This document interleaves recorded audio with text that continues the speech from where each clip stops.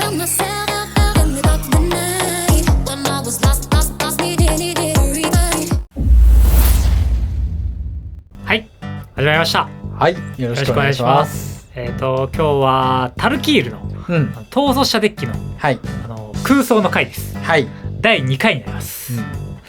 それをタルキールがもう来ちゃったということでもう出ますねそろそろ。はい、それの空想をしていくという回の第2回になるんですが、はい、今日は、ジェスカイです。ジェスカイの打撃手、はい、という逃走者デッキ、やばそうですね。これは結構やばそうだね印象を正直受けましたけどね。結構やばそうです、はい、まず、イメージから先に話しておきますと、僕のイメージだと、今回の全ての逃走者デッキの中でこの2体が一番強そうだなっていう気がしたんですけど、そんなことないですか？どうだろう、なんかもう一枚やばいカードがあったような記憶がちょっとごめんなさい、浅だかじゃないんですけど、ただこの2枚は結構やばかったなって。だから2枚合わせると多分これが一番。そうですよね。だから多分正直ブラケット4以上の人向け、かもしれない。そんな気がしますよね。そんな気はする。そんな気がするんですよ。はい、だからそういう4以上の人向けに1個多分出したりとかありそうじゃないですか。そもそもジェスカイっていうカラーリングが正直そういう感じがあるかもしれない。そういう目線で今日は、聞いていただきたいんですが、はい、まず1体目から、一心同体シコとナーセット、ナーセットですね。シーコとナーセット。あ、シーコですかこれ。はい。そうですか。はい。ジェスカイ4マナの44飛行警戒です。で、疾風って書いてあるんですね。はい、新しいキーワードですね。あなたが各ターン内のあなたの2つ目の呪文を唱えるたび、その呪文がパーマネントやプレイヤーを対象としてならそれをコピーします。で、そのコピーの新しい対象を選んでもいい。これにより呪文をコピーしなかったらカード1枚引く。これ結構僕は強いと思ったんですよ。この最後の一文なんでこんな重けがついてんだって思っちゃったんですけどね。すごいっすよね。僕は正直両方とも C まで持っていけると思って考えてたんですけど、わかるよ。そもそも、はい、ナーセット、次紹介するんですが、ナーセットとエルシャなんですよ。で、ナーセットとエルシャって両方とも C じゃないですか。かなり上でもやれちゃうと思います。もちろん下げることはねできると思いますけど、ジェスカイでもその有名な C の逃走者じゃないですか。なのでそれが来てるんで、両方とも使えるんじゃないかっていう、いけんじゃないかなっていう。これ上の目線でこの C ことナーセット考えると、かなりこの能力バグってると思うんですよ。やばいと思いますよそれは。まずコピーじゃなくて僕が注目したのは、そっちですか？そうなんですよ。僕が注目したのはドローの方なんですよ。カード1枚引くの方ですか？これ2つ目の呪文で確定で1枚引けるんですよ。そうですね。これ結構アドバンテージ的には、例えばこれ毎ターン追加で1枚引けるっていうのとほぼ一緒、同義の可能性ないですか？毎ターンどころか、毎ターンっていうか相手のターンでもできるから、デッキによっては本当に、できちゃうかなって気はしますけどね。コンボ的なものは当然この能力では多分ないと思うんですけど、ナーセット自体、ナーセット自体にはないと思うんですけど、単純にこの4マナ44のドロー源として考えた時に、ジェスカイだったら逃走者なんで、上の逃走者ってアドバンテージの力があるか、強いカードがあるですよね。もしくはマナコストが低くないと戦えなかったりするじゃないですか。こいつ自体はかなり引けるんで、これ例えばこれパーマネントやプレイヤーを対象としてるならば、呪文は打ち消せないんですね。呪文を打ち消すのに使った場合はワンドローですね。そうですよね。なるほどなるほど。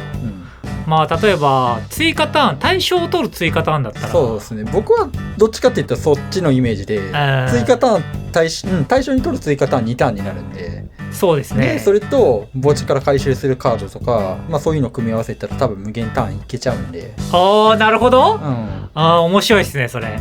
でアドバンテージはその追加ターン中にもう1回取れるから、ナーセットの逆転と、追加ターンで無限じゃないですか。それでもいけそうだけど、ナーセットの逆転を回収する手段がこれだけだとないから、あ、そうか、ダメですそね。うなセットの逆転だけだといけないんですけど、はいはいはい、まあうまいことやってあげればうん多分できると思うんで、なるほどなるほど、うん、まあこの俺はドローの方に注目しましたね。まあドローもだからこの個人的にはおまけなんですけど、おまけが強すぎるんですよこのカード1枚引くってなんでって思うんですよね。多分ストームしながら引いていくのかなっていう、あとパーマネントもやばいと思ってて、あ、確かにパーマネント2個目だったらコピーできるんですよね。そうこれフリースペルのクリーチャーとか置いたらはい2回アンタップするんで、ああ、なるほどなるほど。これもやばい、このカラーリングでそれやばいよねっていう、例えば、うん、これパリンクルで無限とかいきそうですけどね普通に。いきそうですかねこれ。でも2回目だけしか2回目だけ、まあうまくやんないとっていう話になるんですけど、例えば帝王打って、うんマダファクト置いたらマダファクト2個出てくるってことですか。そうです。やばくないですか、まあ、それもやばいですいやそれもやばいですよやばくないですか、うんそういうことですよね。でも、まあでもそういうことなんですよいやでもこれ結構こいつやりそうな気がするんですけどね。しいことなってたら結構やばいと思いますよ。だからそういう目線で言うと、まあ次行きましょうか。はい、次は山岳の習得者エルシャですね。エルシャっすよエルシャって言ったらやばい代表じゃないですかこれはでもこいつもやばいっすよ。個人的にはかなり評価してますけどね。まず能力説明しましょうか。はい、デスカイ3マナ11トランプル果敢、でこいつが1人戦闘ダメージ与えたらその点数に等しい数の果敢を持つ白の11文句、メンターが出てくるってことですか。メンターが出すトークンやばいっすね、その戦闘ダメージを与えるたびその点数に等しい数ですからね。